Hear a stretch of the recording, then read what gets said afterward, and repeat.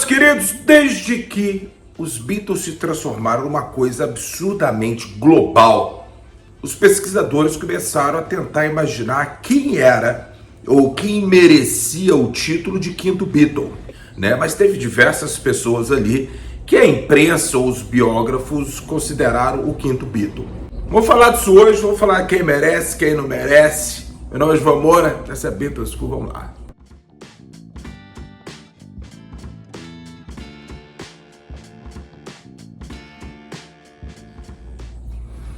Olá, meus queridos, o que foi que aconteceu? Eu recebi um presente do meu amigo Acauã, o mesmo que lá em Porto Alegre me deu esse disco de ouro aqui do Let It Be, do single Let It Be. Ele me presenteou com um livro que talvez o pessoal mais novo, a garotada, conhece. Chama O Quinto Beatle, a história de Brian Epstein. É um quadrinho muito bacana, muito bonito.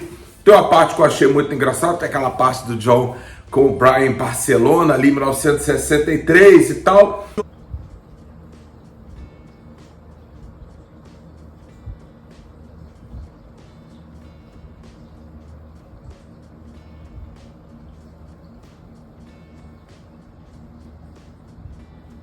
Ih, puta que pariu. Mas é um quadrinho muito bem feito, muito bonito. Ele é da editora Aleph, eu acho que é esse que é o nome, mas é muito bem feito, uma tradução muito boa. É um livro bacana, né? E eu tava lendo ele, mas aí o nosso amigo Acauã também me deu um outro livrinho também, que é uma ficção, a história de Billy Shears. Muito interessante, eu comecei a ler ainda não, muito interessante. Um livro do autor aqui, Dr. Liv, né? E é uma ficção, né, cara? The Secret History of the Beatles. Eu vou ler um livro pequeno e tal. E eu preciso agradecer também minha grande amiga Lilian, que me deu, a Lilian lá do Rio de Janeiro, que ela me deu essa revista antiga do George Harrison, ali da década de 70. Olha que bacana, tal. Isso fala do George, fala da vida dele. Muito bacana. Então, meus queridos, são com esses presentinhos que a gente vai enriquecendo o nosso conhecimento, né? Por falar nisso, esse mesmo amigo meu, o Acauã, ele me perguntou hoje pelo WhatsApp assim, falou, Juvan, qual era o nome que o George tinha quando os Beatles foram para a Escócia ali em 1960, né, quando o Alan Williams conseguiu ali que os Beatles fossem acompanhar um cantor chamado Johnny Gentle. Eu já fiz vídeos aqui diversas vezes, né? E eu respondi para ele, falei, cada Beatle mudou de nome, né? O John ele se transformou em Johnny Lennon por curto período, né? Ele não gostava. Muita gente fala, ele virou Long John and the Silver Beatles, então o John ficou sendo chamado de Long John. Não, ele chegou a brincar porque era Johnny Gentle. Ele chegou a assinar alguns autógrafos na Escócia como Johnny Lennon, né? O Mark Lewis conta isso no Tune In, né? O Paul, ele conta no Anthology, em todos os livros que ele fala, que ele virou Paul Ramon, né? O Stuart Sutcliffe virou Stuart The Style, que era um pintor, o qual ele era muito fã, né?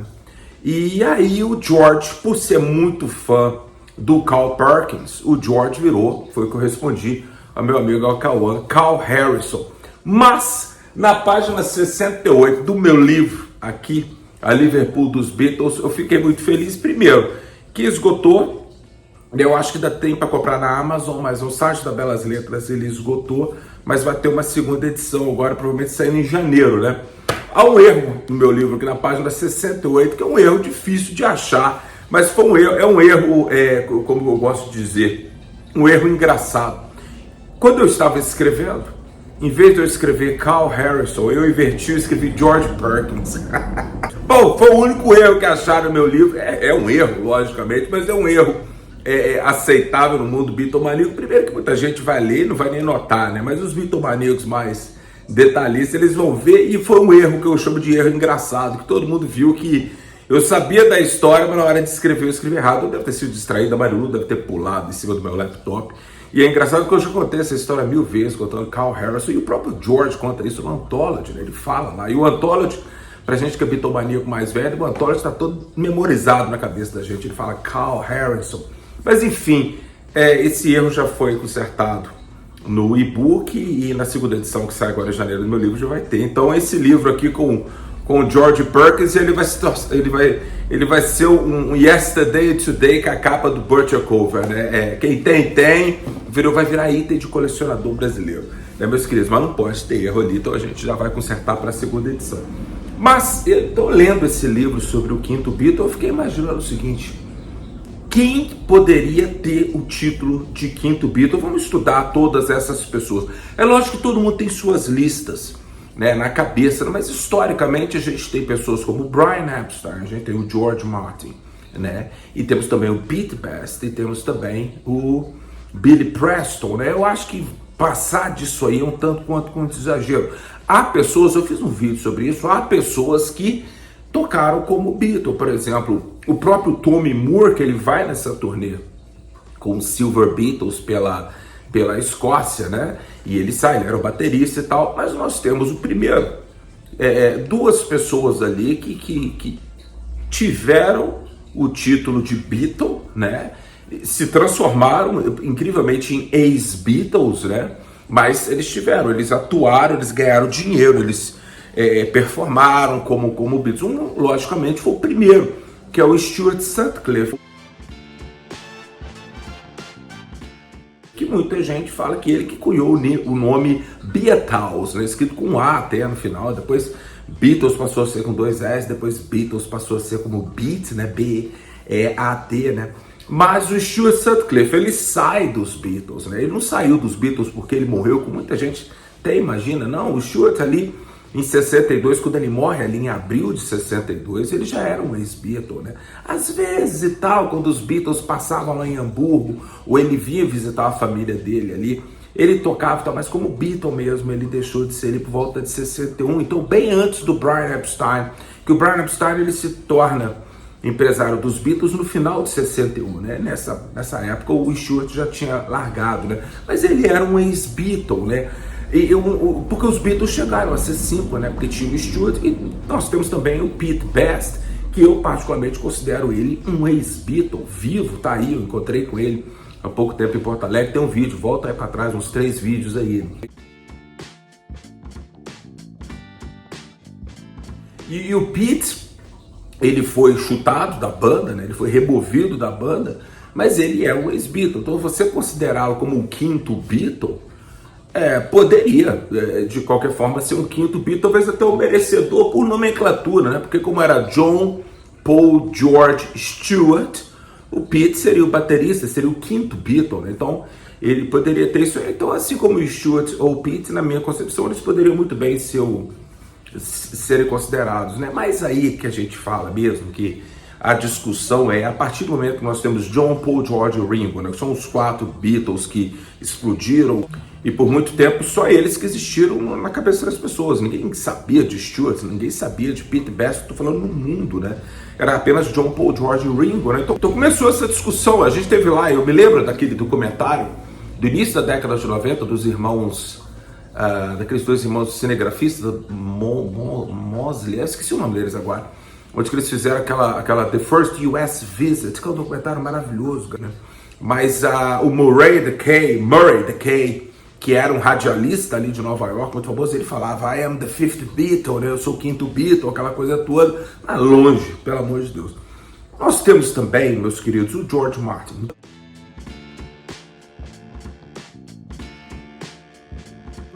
Dentro do estúdio, eu acredito, eu sempre faço essa brincadeira com as pessoas, como seriam se os Beatles tivessem sido, né, contratados pela Decca ali em janeiro de 1962.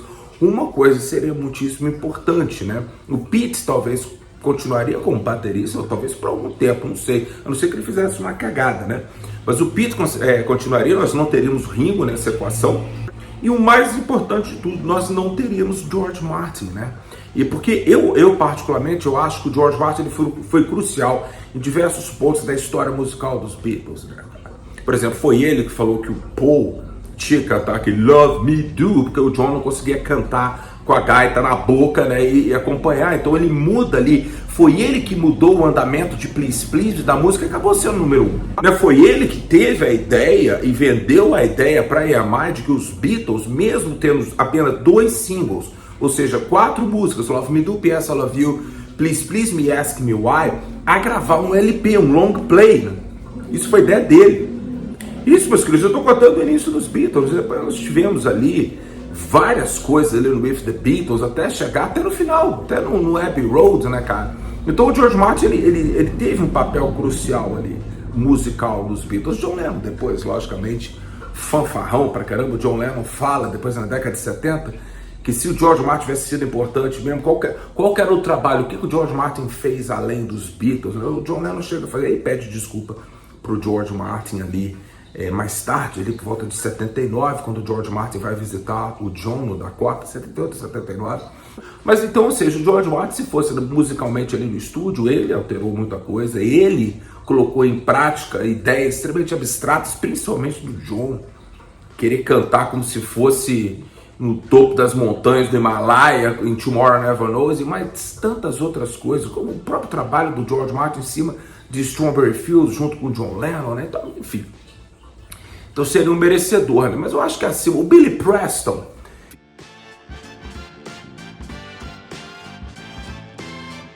ele poderia ter sido um quinto Beatle, mas eu não acredito. Eu acredito que o Billy Preston, se os Beatles tivessem continuado e as ideias do Paul fossem compradas pelo John, de que ali em 1970 ou 71 eles voltassem a fazer shows pequenos, eles precisariam de mais alguns músicos. Talvez o Klaus Hulman viria, né, para assumir o baixo ali na hora que o George e o John estivessem tocando guitarra e o Paul estivesse sentado ao piano, né?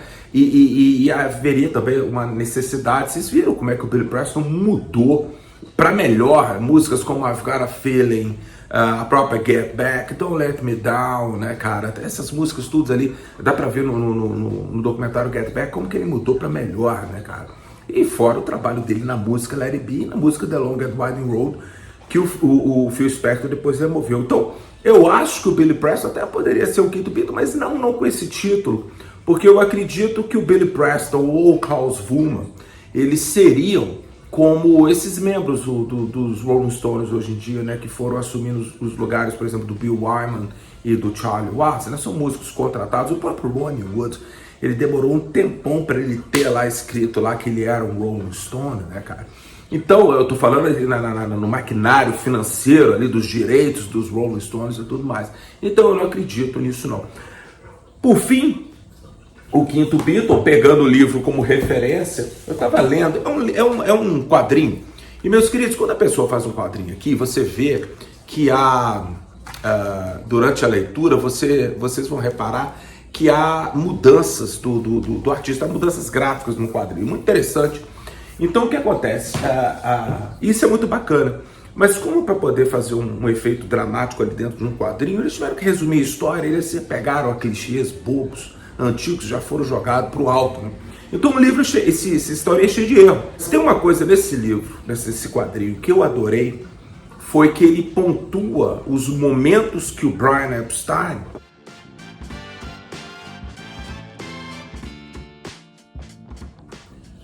ele pode não ter sido o quinto Beatle com música, mas ele era o cara dos bastidores. Foi ele que criou os Beatles, meus queridos. No dia que o Brian, ali em 61, ele sai da Nimbus junto com a Alistair Taylor e vai até o Cavern e vê os Beatles, porra, meus queridos, ali a coisa mudou muito. Então o Brian, ele estudou teatro, ele sabia postura de palco, aquela coisa toda.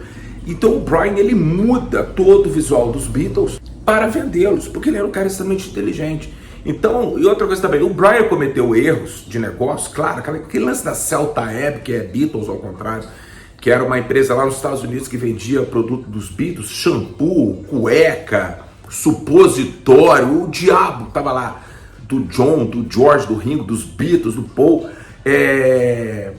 Cara, essa empresa ficava com 90%. Isso foi uma cagada que o Brian Epstein fez. E fora, logicamente, alguns erros com o Brian Epstein. O Brian Epstein foi roubado por um de seus amantes ali por volta de 65 ou 66, não me lembro qual das duas turnês. O cara acho que roubou $50 mil e tal, e os Beatles só ficaram sabendo disso muito tempo depois. E os Beatles passaram muito tempo sem saber desses erros do Brian. Eles foram descobrir na época, tanto é, que eu não sei se vocês que são bitomaníacos, que gostam de assistir entrevista e tal, vocês já viram que, tirando o John, os outros Beatles, eles falam muito pouco do Brian. Muito pouco em entrevistas e tudo mais. E ele foi uma peça absurda nos Beatles, uma absurda.